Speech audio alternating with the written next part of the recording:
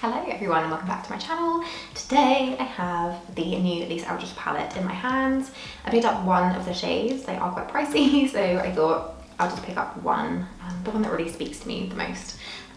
So yes, today I wanted to swatch it for you, give you my kind of first impressions, and I have played with this a little bit, but it's still very, very new in my collection. So I thought I would just give you my kind of initial thoughts, initial review, and I also have a couple of looks as well that I wanted to demo so that you can see how the palette works and just a couple of different looks as well for inspiration. So if you enjoyed this video, don't forget to hit the thumbs up button and subscribe if you're not already. And if you want to hear everything about the new ELDRIDGE eyeshadow palettes, then just keep watching. So I think we were all very excited when Lisa announced that she was releasing eyeshadow palettes.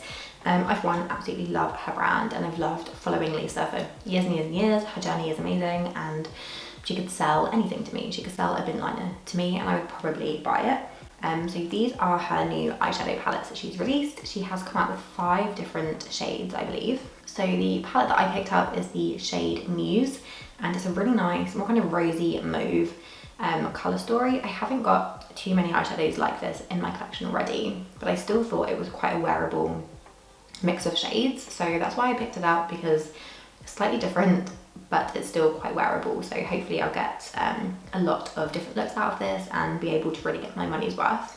So I will pop a picture up of some of the other palettes as well. So she also has Vega. This is out of stock at the moment, and you can only pick these up on her website, or if you're in Covent Garden in London, she does have a store there as well, but she doesn't stock in any other retailers. So Vega is a really nice, like, cool toned, smoky, grungy palette. If you like cool tones, or you like a really cool toned smoky eye, I think that would be a really nice one. Cinnabar, this was the other one I was going to pick up. It's a really pretty warm toned, just classic neutral eyeshadow palette, but it looks quite similar to my Sigma Ambiance palette. At least some of the shades I feel like could be easily duped in that palette, so I did skip on this, but it's a really, really pretty warm tone palette. Myth, which is for all you purple lovers out there. This is like a true purple, very rich jewel toned palette. I think that one's really, really stunning. And then the last one is Sorcery. This is out of stock at the moment on her website. This is really, really stunning. You have a lot more metallic shades in here, and again, just really beautiful, rich jewel tones. You can also buy the shades individually as well. So each of the pans is refillable. So it has, let's see if you can see that. So it has kind of tiny holes, which you can just use a pin or like the back of an earring or something to pop the shades out, and you can mix and match your palettes, which I think is quite a nice touch, especially if you buy one palette and, you know, let's say you use the shade in a corner like every single day and you run out of it, but you don't want to buy like the whole palette again. So that's a really good way of repurchasing a few of your favorite shades, or if there are a couple of shades you know, from other palettes that you really like, it might be worth picking up those individual shadows instead of buying a whole second palette. So these do retail for £49. Again, they are only available on Lisa's website or in the store, and the shadows are made in Italy. So that is a little bit of details about the palette. I will go into some swatches as well, and I have a couple of different looks. I did one more daytime, slightly more wearable, easy everyday look, and then I have also done a slightly smokier look as well, just to show you a couple of different variations, and I really did want to use all of the shades in this video as well. So I did do that successfully, and they are all really, really lovely. So I will show you these swatches now. So we have a Tea Room, which is a velvet soft apricot pink. We then have the shade Tomorrow's Party, which is stunning, and this is a satin metallic kind of warm rose shade. That's really pretty. That can literally run a mile down my arm, I think. Then we have Vintage Mulberry. That's really nice. So that's a velvet, and it's a deep kind of plummy brown. Really nice one to deepen up the look. We then have the shade Love in Venice, which is another really nice, there's actually a luminous finish. So the base isn't as rich as the satin metallic, so this one here, but it does still have a really nice sparkle to it. And that's kind of just like your true rose gold shade. And then we have the shade Cherubim. So this is a velvet, and it's a really pretty kind of clay muted pink. And then lastly, we have the shade Taffeta Fan. Really pretty. This is just your nice kind of pearly champagne. So that's all of the shades swatched there. They definitely pull very rosy, but I think you have a really nice range to play with. You've got some really nice finishes there, and you have your more kind of matte transition and deepening shades there as well to ground the look. So I think that's really pretty, and they swatch really, really nicely. Obviously that's just kind of half the story, but I think they're really, really beautiful. So yeah, as you can see, I think overall it's really, really lovely. I think Lisa did a great job curating all of these palettes. I mean, I'm not really surprised. She is very well versed in the beauty industry. She's obviously been an incredible successful makeup artist. She has done really well on social media as well. She now has her own successful brand, and you can tell that there's just so much love and passion put into each and individual launch. Everything is so well thought out and very well curated. And she does really love the history of makeup as well, and kind of the origin of different products. And you can really see that through her own products and her own brands in terms of the different colours that she pulls out, all kind of referencing different points in history and the makeup that was popular to that time. So the packaging is absolutely stunning. Do you have the nice kind of, the nice white unicarton with the gold Lisa ELDRIDGE logo on there as well. And then the palette is just really stunning. It reminds me of like an old vintage mirror or something. So it's gold, it has this like ribbed texture on the top, and then just a smooth gold here, subtle kind of logo. Then you open it up and you do get a nice mirror, and then you have the 6 shades. Now when I bought this, I was looking at the shades online, because obviously as I was doing the swatches, I wanted to give you the finish and how the shades are described on Lisa's website. And my shades were in a completely different order to what was on the website. So I did have to pop a few of my shades out and just reshuffle it a little bit so that I was actually giving you correct information. So that might happen to you. I don't know why mine arrived looking a bit different. But yeah, it was very easy to pop out the shades and just reshuffle them a little bit. But yeah, that did confuse me at the start because I was looking at it on the website and my shades were just not in that order. So, okay, so that's enough kind of rambling about the palette. I did also pick up one of her lip glosses as well to try. I picked up the shade Muse because I thought it's probably going to go well with the Muse eyeshadow palette. That was my thought process, probably Lisa's as well. So yeah, I did pick up one of her lip glosses and I wore that with both looks. And yeah, it paired really, really nicely. These are a really nice formula, very comfortable. Okay, I'm going to stop talking now and let's get into the 2 looks. So I have got a bit of lip liner on. I've obviously done the rest of my makeup. I will have everything that I have used down in the description box below.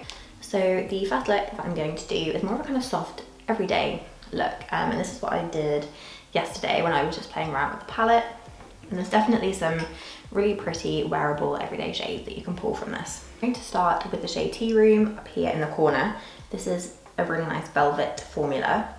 And it's just a pretty kind of soft pink shade. So I'm going to take that on the fluffy brush. This is the Zoeva 228. And I'm just going to fluff this kind of through my crease.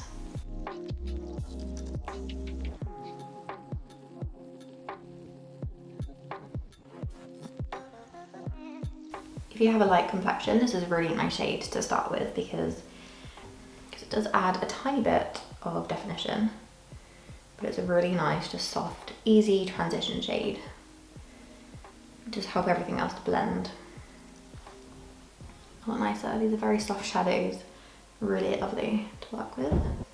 I'm going to use the same brush and I'm going to go into Cherubim, which is another velvet formula, and I'm just going to deepen the outer corner and kind of blend that into the crease as well.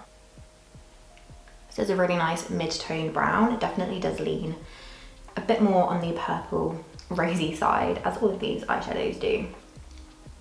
I'm really happy that she included a few more kind of velvet matte formulas in this palette because I think it just helps to create a well-rounded look. I'm going to take whatever is left on my brush and run that on the lower lash line. And then I'm going to dip in to the shade Taffeta Fan. I think this is a luster finish. It's really pretty champagne. So I'm just going to use my ring finger and tap this over the lid, focusing more on the inner corner.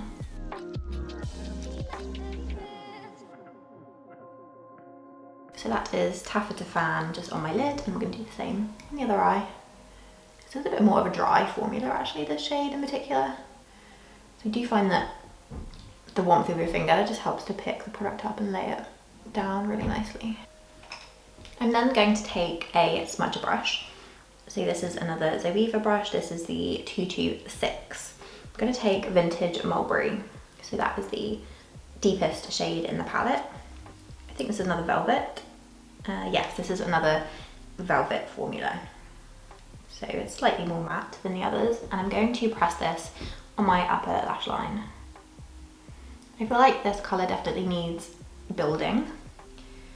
It doesn't give you that really nice depth straight away, but they are very easy to build, they're very easy to blend, so I'm not too bothered about that, but it's just something to bear in mind. I'm also going to take that on my lower lash line. That's the first look. I'm just going to finish off with some mascara.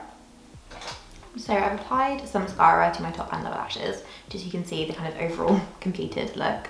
And then I do also have one of her lip glosses. This is in the shade Muse. I picked this one up because I thought it would kind of complement the eyeshadow palette well, because they are obviously the same shade name. So, and yeah, this is a really pretty rosy mauve. These are quite a thick pigmented formula, but they don't feel too much on the lips, like they don't feel sticky. They just kind of sink in really nicely. That is the first look completed.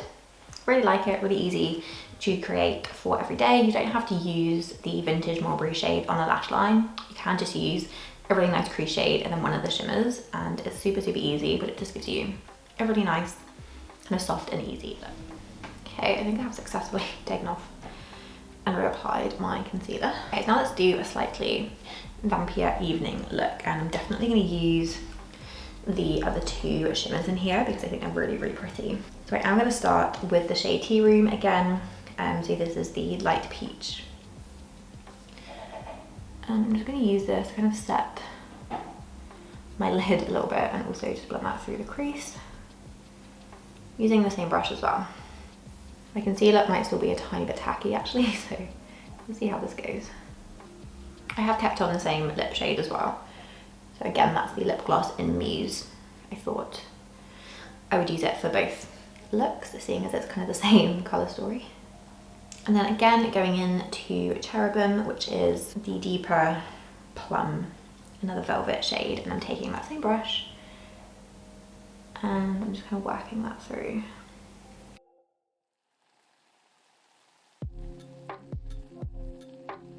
So I'm kind of blowing this out a tiny bit more than I did for the previous look, because we do want something a bit more dramatic and a bit smokier. And these are so easy to blend, honestly. You do not have to be an expert. I most certainly am not. And then I'm going to take a slightly smaller crease brush. This is a Morphe, not sure what the number is or anything, but it's a very small crease brush. Anything will do. And I'm going to go back into Vintage Mulberry, which is the deepest shade in the palette. And I'm going to really focus this on the outer corner,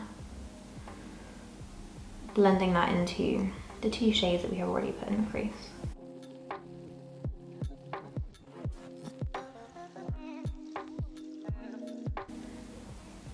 And like I said for the previous look as well, you do have to spend a little bit of time building this shade up to really get the kind of optimum opacity from it.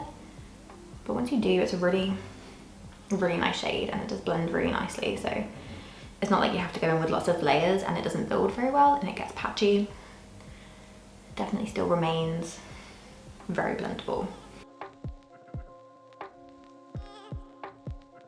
And then I'm going to take the same Velvet Mulberry shade and take that on my lower lash line. So yeah, definitely a lot smokier And really the only thing they've changed, kind of buffed the Velvet Mulberry shade on the outer corner instead of just using it on the lash line. And I am going to use my finger again. I don't know which shade to go into. I think I'm going to go into Love in Venice, which is this shade in the corner here. This is more of a rose gold and it's a luminous finish. Really creamy.